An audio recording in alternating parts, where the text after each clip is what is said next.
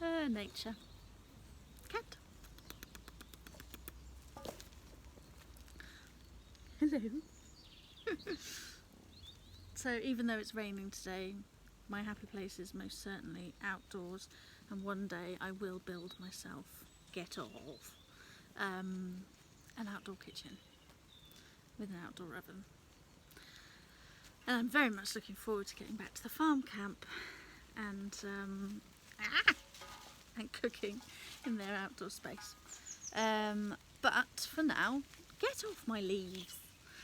For now, I'm just going to be hanging around in my garden, finding bits and bobs, and I'm just doing a little short video, just to give you some inspiration on what you can do with the stuff that you find in nature. Roasted cat. No, not roasted cats. I'm vegetarian. Really basic stuff, like I like foraging and things like that, and I'm mildly confident to tell you, I'm confident to tell you about the little stuff, that maybe if you're interested then you can do some research to find out a little bit more. But things like that will be in your garden or in your area around you, obviously, give everything a really, really good wash if you're going to be eating it. And it doesn't hurt to double check with resources on the internet, trusted resources on the internet about what you could eat. But today anyway, we're just doing what we've got around us. So I've got some wild garlic. That cat is really bored. Dandelions. Who knew? Dandelions, the leaves, I think you can eat the root as well, the flowers as well, primrose leaves, and obviously they have the little primrose flowers, that's what they look like. You get nice little pink ones as well, they're beautiful, really nice for decoration on cakes and things. These are the flowers of the wild garlic, which you can pickle or use in salads. And what else have I got in here? Oh yes, it's a new thing that I'm going to be trying today. Where did it go? I've got some here. Okay, sticky willy. It's green and it's packed full of green goodness. So I'm just going to get a little bit of that in. But yeah, I mean, these things you should be able to find quite easily around and about. Just dandelions, primroses, wild garlic, sticky willy. They're all quite readily available, and yeah, we can do something inventive with them. So for those that know me, I'm Beth, the free range chef, and I am now in my other happy place, which is my kitchen, where I do lots of my creating, and part of the reason I think I haven't been bored at all, or sat down much in this lockdown thing, is because as soon as I sit down I think, oh, I haven't made that for ages, or oh, I must try that. So and luckily today I've had the reason to do a bit more research into the ingredients that I've just found, and create something new, which is very exciting. So yeah, I'm Beth, a free range chef. I do lots of sub clubs at the farm camp. I started doing them a couple of years ago, and they're amazing, and the space there is magical. Oh, and I really, really miss it, and I can't wait until we do another one. You know, that like intimate little atmosphere with all the lights, and we did one in the summer, last summer, and it was all out in the woods, and it was spectacular. And all the people that came along, they made little friendships amongst themselves as well, because it kind of connects people with food and nature and the seasons, and yeah, it's amazing. So so at the moment I am looking forward to doing that. I'm also doing lots of baking, supplying local places with baking cakes, And also running an online retreat with some of my friends who do yoga and meditation and stuff. So I'm doing the global community retreat, which is a lot of fun. But I love the guys at Farm Camp, and I really wanted to put something together for them, and it's lush for me as well. So I've been in the garden being harassed by a cat, my neighbour's cat. And I've just collected some sort of basic things which, I mean, if you've got an outdoor space or close to an outdoor space, you should probably be able to get your hands on.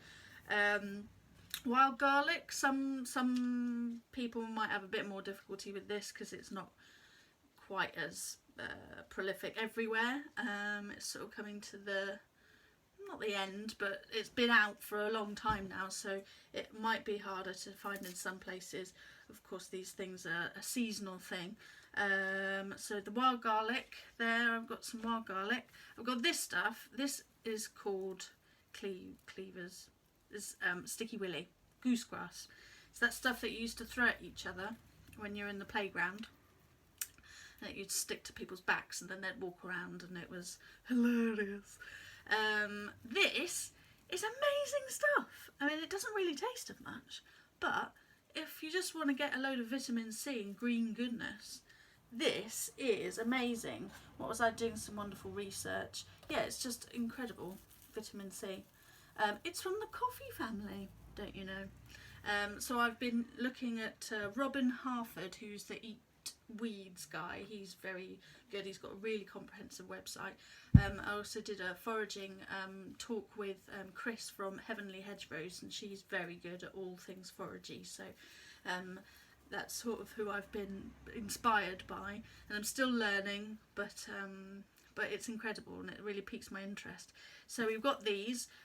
You can, what I'll be doing is just making a basic pesto with all of these, but there's so much more that you can do with them. I'll run through that at the end. So your sticky willies, which is just ridiculous. Dandelions.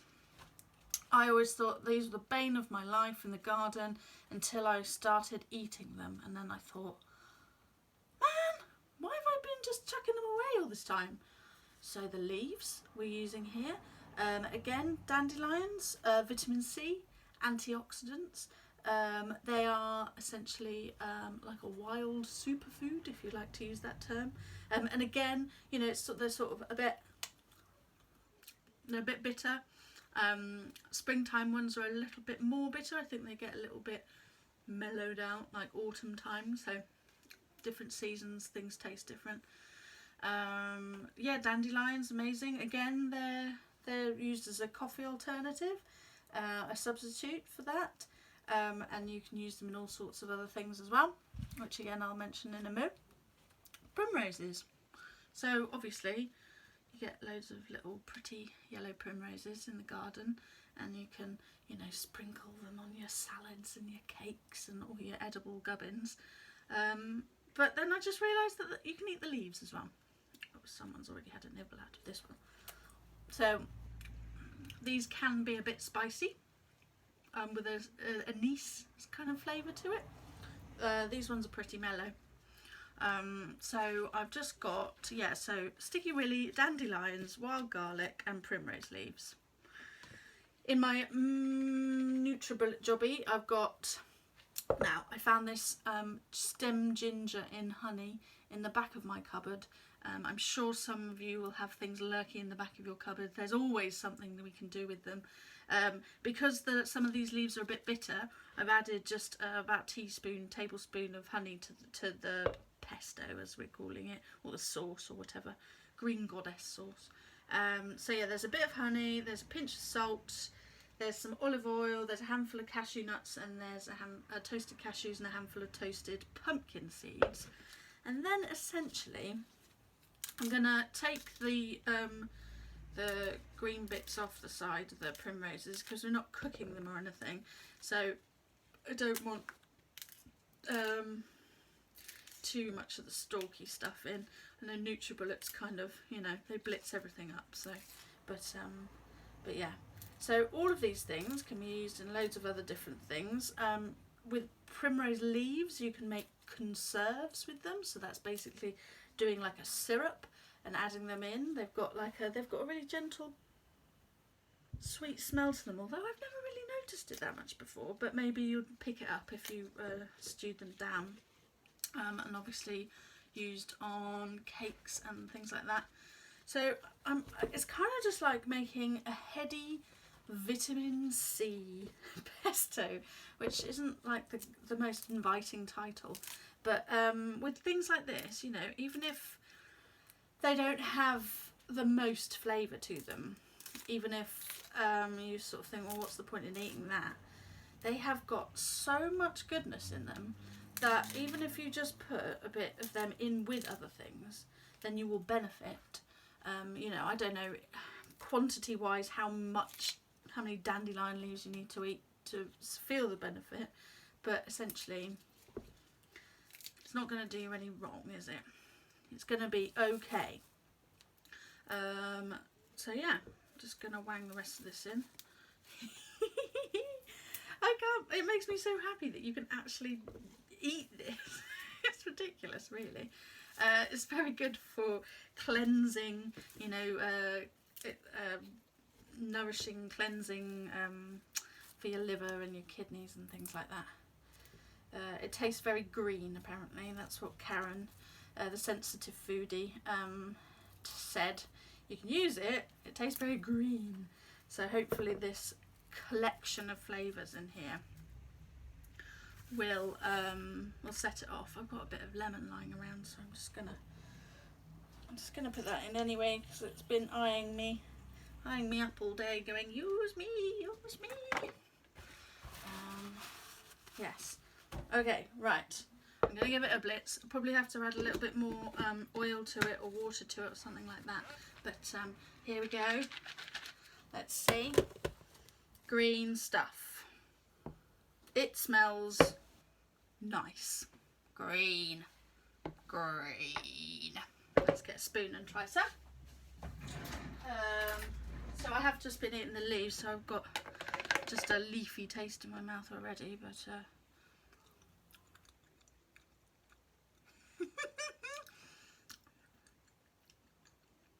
that is incredible.